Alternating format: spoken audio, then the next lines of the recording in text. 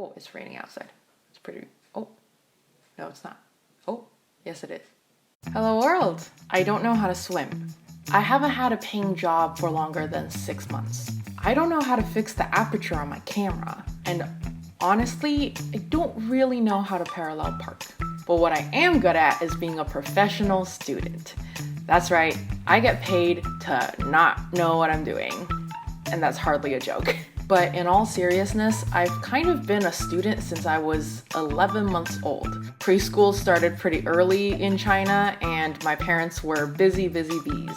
Needless to say, I don't know much about the outside world, but what I am good at is starting my semesters off strong. So here are 10 mildly helpful tips for you to get started on your semester as well. Number 1. Choosing your courses. I didn't have much of a choice in my master's in terms of courses, but in my undergrad, I was doing those course gymnastics all over the place. What I used to do is open up all of my courses on separate tabs or write them down on post-its. So the course code, the description, the professor, when they met, so that I could make a decision across the board. And I pretty much base my decisions off of 4 factors, which I will list in order of priority. So the most important part for me was whether or not the course was a requirement for my major or degree. Now, I'm the type of girl to eat her veggies before her burger, so of course I'm going to be the one to do her required courses before the more fun electives. And honestly, I feel like it's a little dangerous leaving your required courses to the last minute. It's probably the worst feeling to be left in your 4th year about to graduate and realizing that you haven't done one of your required courses, so you have to stay an extra semester just to kind of do that. So in order to avoid that, I always make sure that I get my required courses done as soon as possible. And the way I made sure to do that was to always start with a master list of all of the required courses for that degree or major. Now you can get this on your course website or through an academic advisor.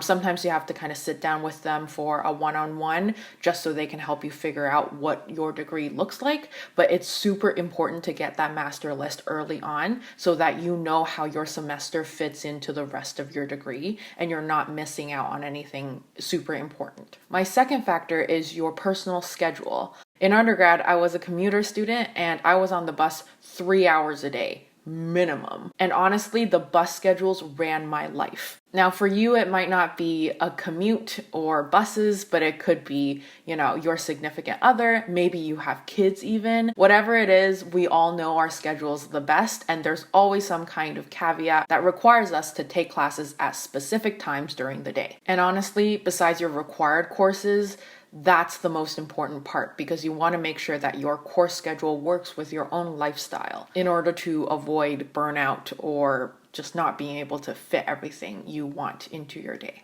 My third factor is your own personal interest in the material or practicality towards future development. Now, I want to stress that second part because I think especially in the humanities, it's pretty easy to just choose the courses that you like. And there's definitely nothing wrong with that. But if you want to focus on a specific area of expertise, then you can potentially get lost in your interests in the 4 years that you're at university for. Personally, I think it's pretty important to build your specific substream within your major because oftentimes your major could be too broad for you to actually get enough substance out of it. For example, in undergrad, I double majored in psychology and film studies, and in my psych side, I could have taken classes all over the place, but I knew I liked developmental psychology. I've worked with kids. I love kids. And so I wanted to build my expertise out of that. I also found that the area was constantly growing because people aren't going to stop having kids anytime soon. So it was a pretty safe bet for me to put my eggs into that basket. Now, maybe you're not approaching your major in the same kind of practical lens, but I think especially with tuition these days and with kind of the pressure to get a job right away after undergrad, it's important to think about those practical points and not always think about just kind of pure interest in a certain area. My final factor, which is the least important for me, but nevertheless a factor that I do consider, is the professor. Now, I know a lot of people say that the professor is important, and I do think that that's true, but sometimes you just can't get around your required courses, and if you are required to take that class, weighing your professor too heavily, I think just sets you up for failure for that class, because it's not like you have a choice in the matter anyways. Now, if you do have the luxury of actually choosing who your professors get to be, I would usually trust the word of the upperclassmen more than rate my prof. Now remember, rate my prof is not a requirement. People don't get credit for posting, and so whoever is on there and posting their opinions, they usually have a pretty strong emotion either way that is driving them onto the site, taking time out of their busy schedule and posting whatever it is they want to say. Rate My Prof or any kind of online platform is going to be a good starting point. It might tell you a little bit about what you're getting yourself into, but honestly, I think it's better to just try and find upperclassmen in your major and ask them what their opinion is of the professor, and they'll be able to give you a much more customized and practical look at how the professor actually works with their students. And sometimes, honestly, we just end up with bad professors. You're going to see a variety of different professors, and some of them are going to be the highlights of your time there, and some of them are going to be your low points. And I think it's important at those stages to engage with the material more than the professor, simply just to take some kind of attention off of them. And so yeah, choosing your courses, I think, is absolutely a way to start off your semester right. And technically you're already starting your semester months in advance, because usually you're choosing your courses well before the semester actually starts. So then what I wanted to touch on was perhaps things that you can do immediately before the start of your semester to get it all rolling, to get it all well and started. The second tip I have is to set up folders and documents to take your notes in. Now, this is pretty straightforward. You just maybe on your desktop set up folders for each of your courses. And then what I'd like to do is within those folders, start the documents that I'll be taking my notes in. So I'll have one for lecture notes and I'll have one for reading notes. Lecture notes, I pretty much just start each class with the date and write my notes below. Not that difficult. You might have a more complicated system that works well for you. Whatever is the case, I think it's good to start those documents before the course actually starts, so that when the first day comes, you have them open and ready to go. Now for the reading notes, I like to kind of copy paste what the syllabus says onto my reading document, so that within the document, I know each week what I'm supposed to be reading. And especially for the humanities, I think it's important to have the citation on the top of your reading and to bold that and to make sure you're keeping track of all the page numbers that you get the notes from. Because if ever you are going back into your readings to find resources for your term paper later on, it's much easier to pinpoint where you got the quote from or the idea from, and you just throw in the page number that you already have. You do not know how much time I've wasted getting physically back into the library to physically check out a book just so I can look up one sentence. The third tip I have is getting supplies. Now, I am not a supplies person at all. I don't really care what pen I'm using as long as it has ink. But I think it's important to be materially ready for your semester. And so for me, there are 3 things that I absolutely need at the beginning of my semester. Number 1 is black pens. Usually in-class essays will be written in black pen. I've TA'd for classes that didn't take blue pen.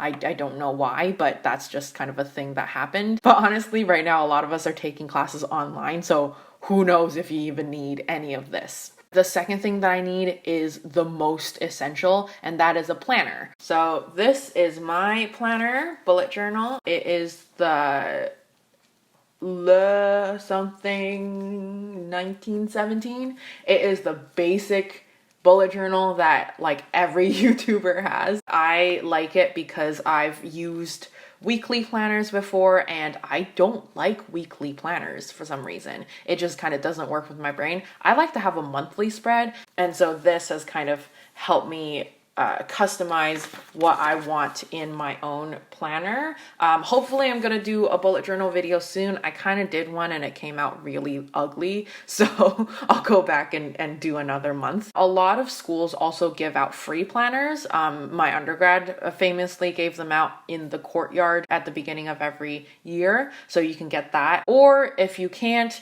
dollar stores often have, the most basic weekly planners, and that's enough. Honestly, you just need kind of a couple of pieces of basic scrap paper and a calendar of some sort to just keep track of what's going on. And the third supplies thing that I like to always have is scrap paper.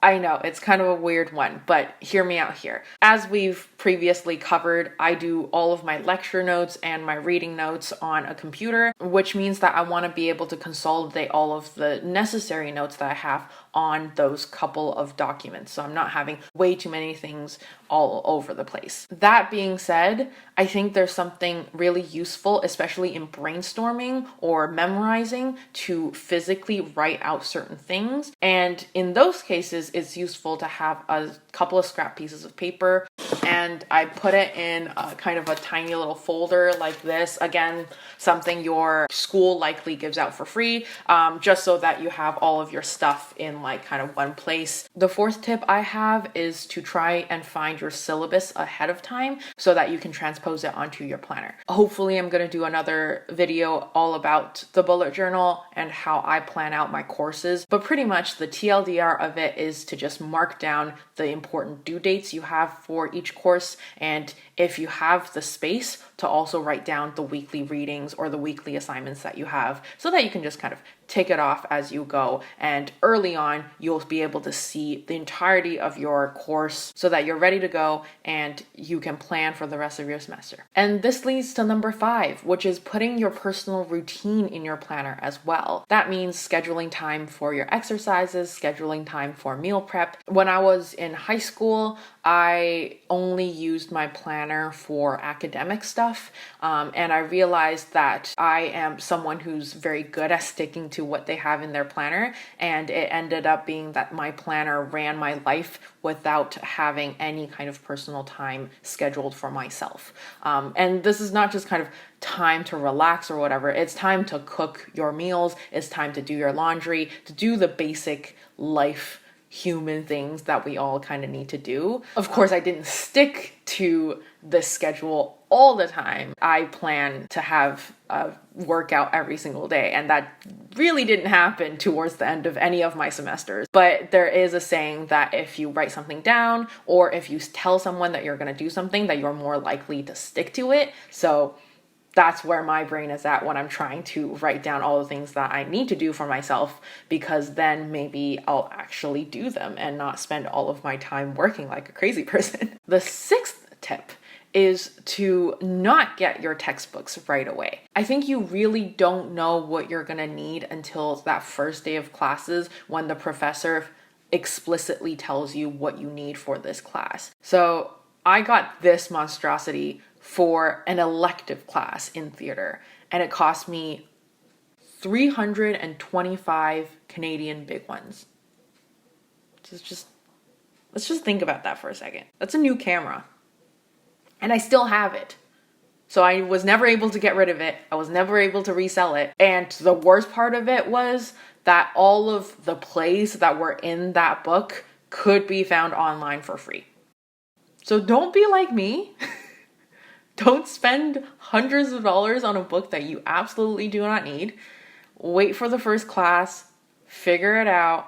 Oh, and also join all of the social media clubs or groups for used textbooks. You hardly ever need the absolute brand new version, and there's gonna be so many different copies circulating around for a tiny little fraction of what Amazon or your bookstore is gonna be selling it at. So get on those things, take advantage. Number 7 is to find a good study spot or food places on campus. So in the distant past, when there wasn't a virus on the loose, at the beginning of school, I would take a little walk and just look for good study spots, and to make sure that they're close to outlets, they're close to bathrooms, they're close to cafes, and most importantly, that you can drink or eat in those areas. But alas, we are in 2020, and a lot of us, myself included, are taking all of our classes online, which means oftentimes being in the bedroom that you were in when you were 5 years old, without a desk, or with a desk that is so old that you just cannot work in it. In these cases, I like to decorate my study space to make sure that I actually like what I'm looking at.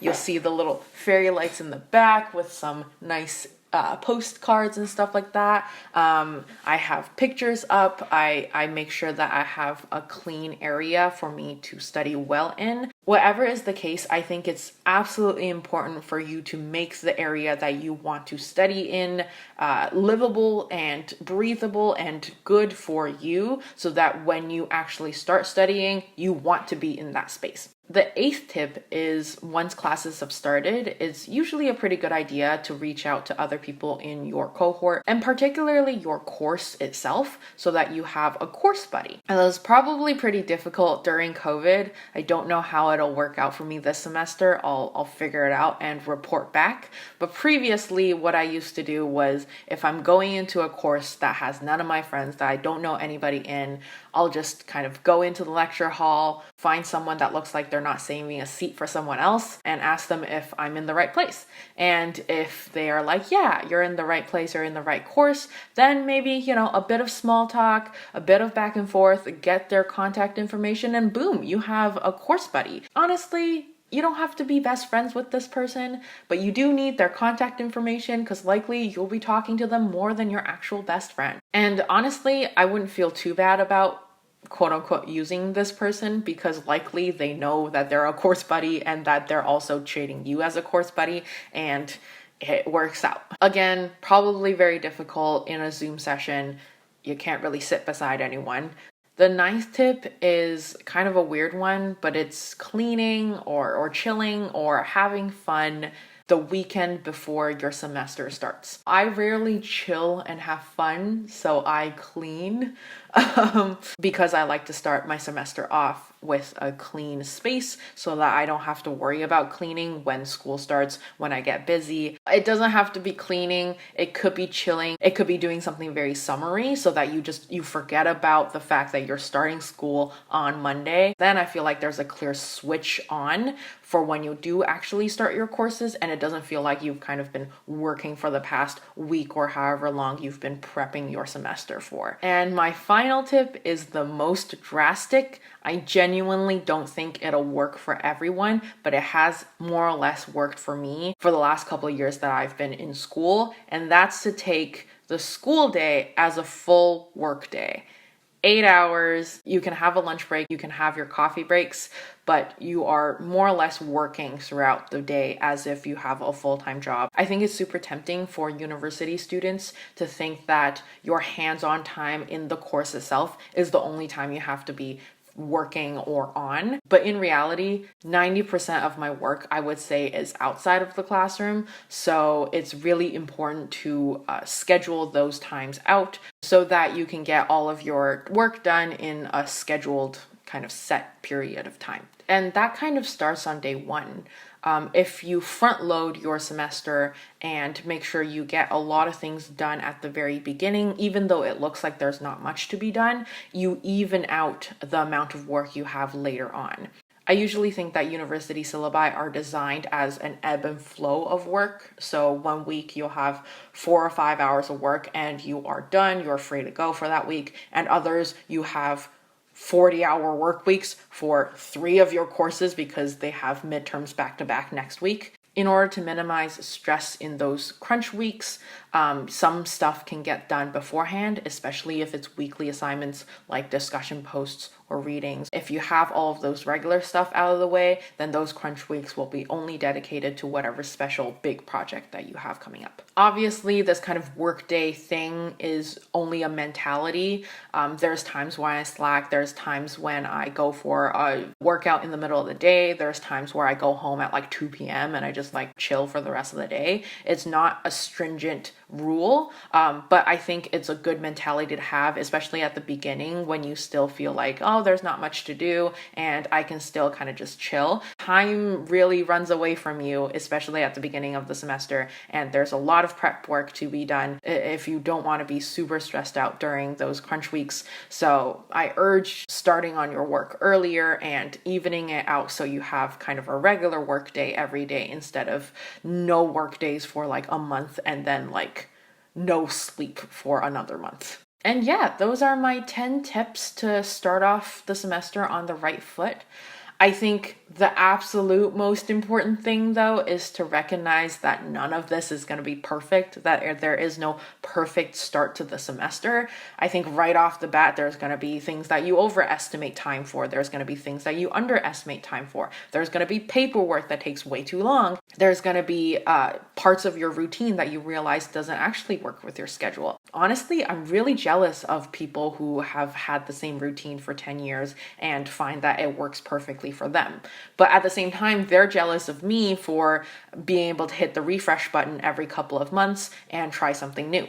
So it's never really perfect for anyone, and I think ultimately that's the best thing to keep in mind. But for those who are looking for proactive ways of starting their semester, hopefully this was helpful. It's a very personalized list of things that just kind of worked for me, but that maybe can work for other people. Let me know if you do any of these things, and if you don't, let me know what you do, because I would love to know. I would love to know how other students kind of live their life. And yeah, I hope you have a great start to your school year, and I'll see you guys in the next video.